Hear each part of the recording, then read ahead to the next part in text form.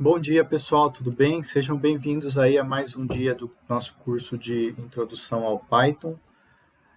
Hoje a gente vai trabalhar manipulação de dados utilizando a biblioteca Pandas, tá? Então, a gente vai começar aqui no Jupyter, novo, notebook de Python 3, né? Eu vou começar colocando aqui um Markdown para que a gente se localize, né? Saiba o que a gente está fazendo. Então, introdução ao Pandas. O Pandas é uma biblioteca que trabalha em cima do Python, em cima ali daquele conceito de bibliotecas, né, que a gente tratou logo no começo do curso, relativo aí a tipos de dados, tá? Mas ele tem bastante funcionalidade e ele é bastante utilizado ultimamente, principalmente por quem trabalha aí com ciência de dados, porque ele facilita muito o processamento e visualização de dados. Bom, a gente vai começar importando, então, as bibliotecas relevantes. No caso, hoje a gente vai trabalhar só com a Pandas, né? Então, import pandas as pd. Lembra que a gente vai importar a biblioteca e a gente usa esse alias aqui só para facilitar, né? Para a gente não ter que ficar digitando pandas toda hora que for chamar. Tá? Então, ele vai puxar. E aí, para exemplo da aula de hoje, eu vou baixar da internet um conjunto de dados, né? Hoje em dia se fala muito em COVID, e eu vou baixar aqui, então, do site World in Data, tá? Eu vou deixar Our World in Data. Ele tem uma quantidade bem interessante de dados relativos aí ao coronavírus. Todos os dados podem ser baixados de maneira gratuita, então eu vou trabalhar com esses arquivos. Se vocês clicarem aqui no repositório do GitHub, o site vai direcionar para que vocês façam o download dos arquivos, e eu vou usar esse arquivo aqui, owid coviddata.csv. Observem que eu também tenho JSON e eu também tenho XLSX. Vocês podem baixar qualquer um dos três, tudo bem? No caso, eu vou estar trabalhando com o .csv. Ali no meu, uma vez que eu baixei o arquivo, eu copio esse arquivo para a pasta de execução que eu estou trabalhando, né? E aí eu vou efetivamente abrir file name igual, e aí eu vou usar aquele nome do arquivo, né? owid, our world in data, -covid, -data.csv, opa, tá errado aqui, covid data.csv. Lembrando que isso aqui é uma string, né? E aí eu vou usar o comando df, que vai ser uma variável minha, né? df igual pd.read csv file name. Então eu vou ler esse arquivo, né? File name. Shift Enter para executar, ele vai carregar para a memória esse arquivo, tá? Então eu consegui executar, e essa minha variável df, se eu executar, ela vai ter dentro dela todas as informações daquele arquivo. Observem que eu tenho 105.009 entradas. Se vocês executarem esse arquivo, provavelmente vai ter mais, porque o Our World in Data fica o tempo todo atualizando esse arquivo aqui. Tá? Então, aqui eu tenho todas as minhas colunas, né? Ele, obviamente, não mostra todas as linhas, porque ficaria muito grande para trabalhar aqui nesse ambiente, tá? Talvez outros ambientes sejam mais adequados para o seu uso, né, específico. Bom, eu tenho o comando df.head, que vai me mostrar as 5 primeiras linhas, tá, do meu arquivo. É uma forma de eu inspecionar, né? Eventualmente, se eu quiser mais do que 5 colunas, né, 5 linhas, eu posso simplesmente mudar aqui. Então, df-head 10, por exemplo, ele vai me mostrar as primeiras 10 linhas. Tá? Então, por padrão é 5, mas eu posso escolher a quantidade aqui. Quanto mais, é óbvio, ele vai demorar mais tempo e vai eventualmente ficar muito grande a visualização. Eu também tenho o comando tail, df.tail, que vai me mostrar as 5 últimas, né, linhas do meu banco de dados. Eventualmente, né, mesma coisa, eu posso escolher uma quantidade diferente de 5, por exemplo, 15. Ele vai me trazer as 15 últimas linhas aí do meu banco de dados. Tudo bem? Uma coisa que eu preciso sempre fazer é conhecer as colunas, é conhecer os meus dados, né, para saber o que tem e com o que eu estou tratando.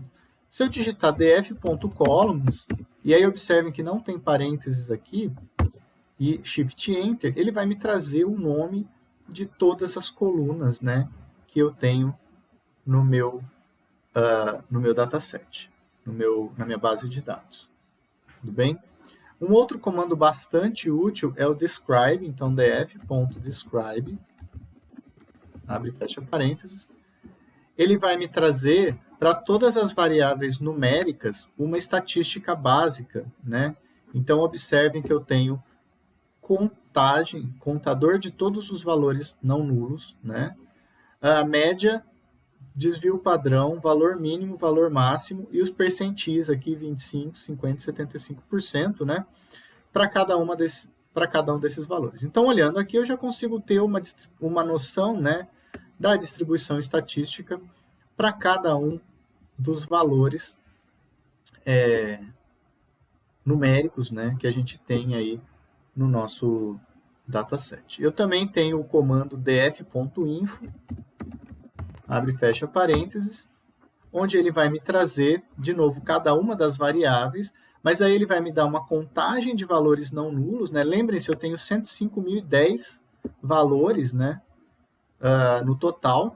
Então, quando eu tenho, por exemplo, o ISOCount, eu tenho todos os números, a data, eu tenho em todos os registros eu tenho a data, mas, por exemplo, novas mortes eu não tenho para todas as informações, né?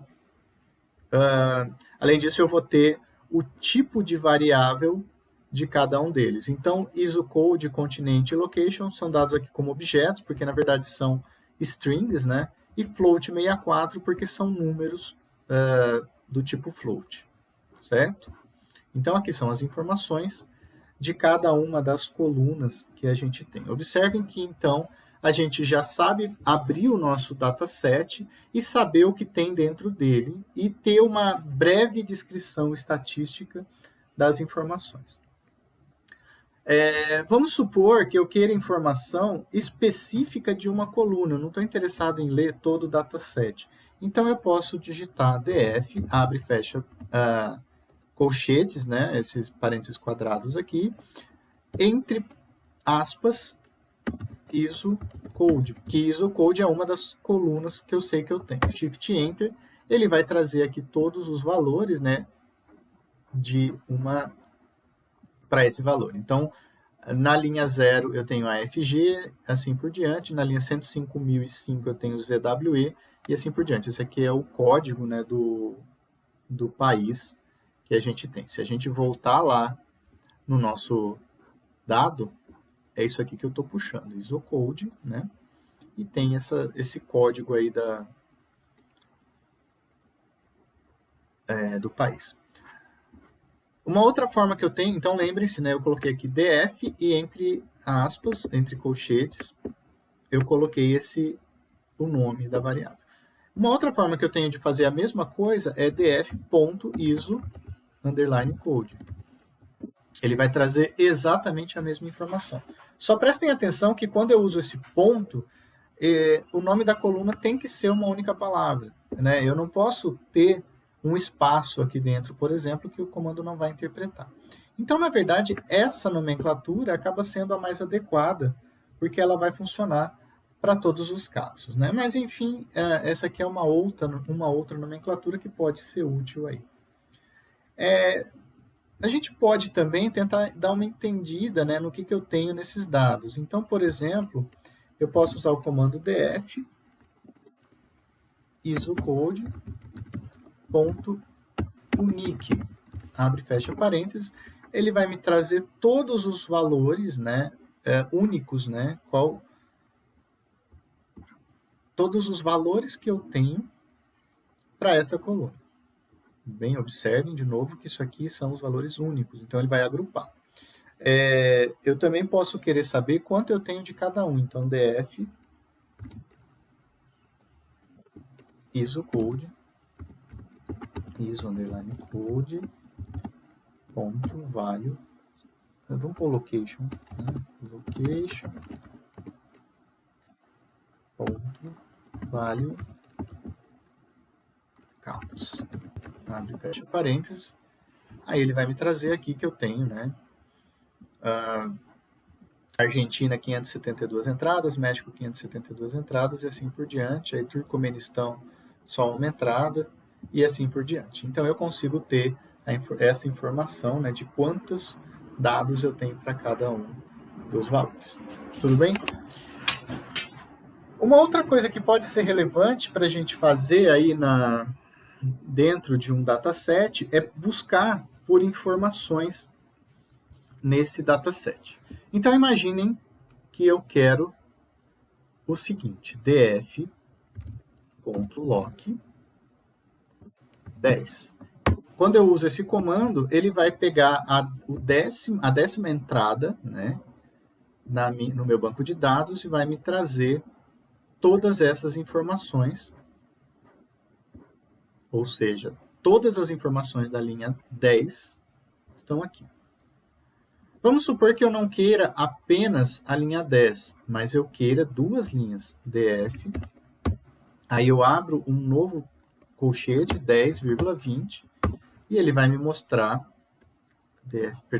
.lock, esqueci do comando, ele vai me mostrar a linha 10 e a linha 20, conforme eu especifiquei aqui, né?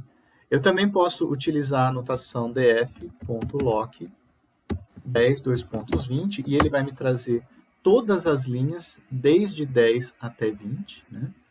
10, 11, até 20. Tá? Notem a diferença na notação. Aqui eu preciso de dois colchetes, tá? Porque aqui dentro eu tenho um vetor, né? E enquanto aqui eu tenho os valores que eu quero. E quando eu faço isso, quando eu uso esse lock, ele vai me trazer todas as colunas, né? Nesse caso, a gente tem um dataset grande com muitas colunas, e eu não posso não estar interessado em todas.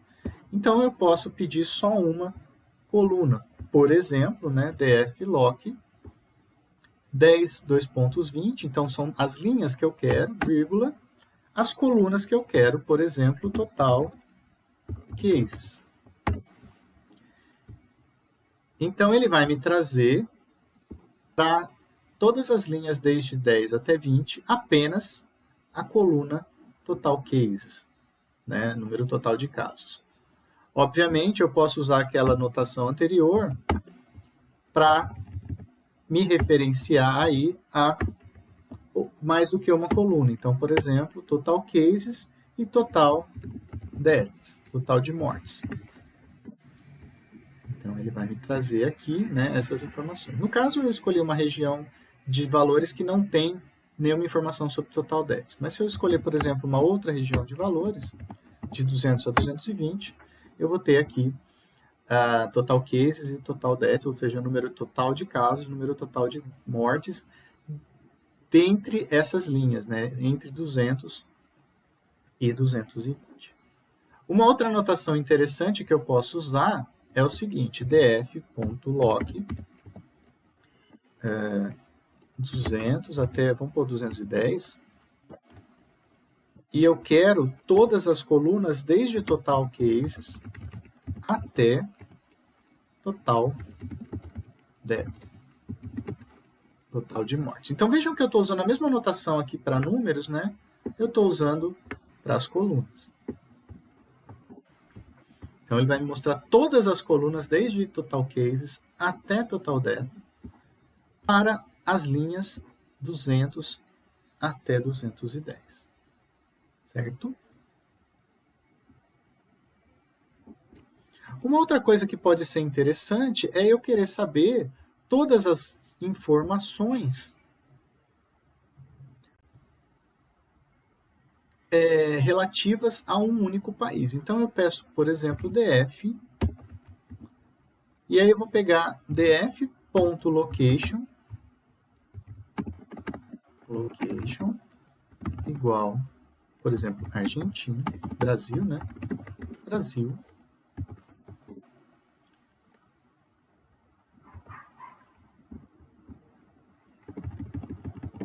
Brasil é uma string, né?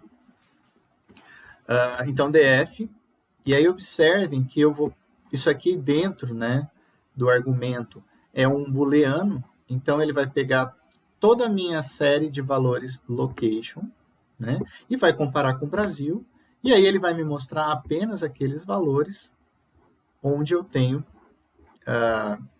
que a localidade é o Brasil. E aí eu posso chamar isso aqui, por exemplo, de df Brasil, dfbr, por exemplo, e salvo num novo data frame, que agora é o meu dfbr.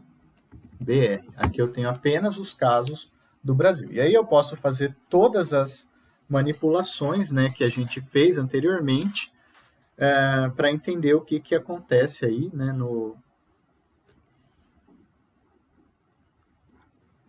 qual é a quantidade, né, que a gente tem. Então, aqui a última informação para esse caso, né, no Brasil, a quantidade total de casos no dia 25 de julho de 2021 era de 19.688.663 casos, certo? Então, essa é uma forma, né, da gente olhar aí a informação que a gente quer. Uma forma alternativa de se trabalhar com o lock é o ilock. Então, dfbr.ilock. E aí a diferença do ilock para o lock é que o ilock só aceita números, tá? Então, eu coloco linha 10. Ele vai me trazer a 10ª entrada desse data frame, né? dfbr. Assim como no caso anterior. Eu posso, por exemplo, querer só uma coluna. Então, df.ilock, agora eu estou pegando o data frame completo, 10,3. E aí ele vai me trazer a data. Só que observem, eu preciso saber que a data é a 3ª coluna. Como é que eu sei isso? df.column, columns, né? Na verdade, é a 4ª coluna, né? Porque a primeira é 0, então isocode, continente, location e date. Então, essa aqui é a minha coluna 3, né? 0, 1, 2, 3. E aí eu preciso saber essa correspondência. Se eu tentar digitar aqui date, ele vai dar erro, tá? Então, o ilock, ele só reconhece números.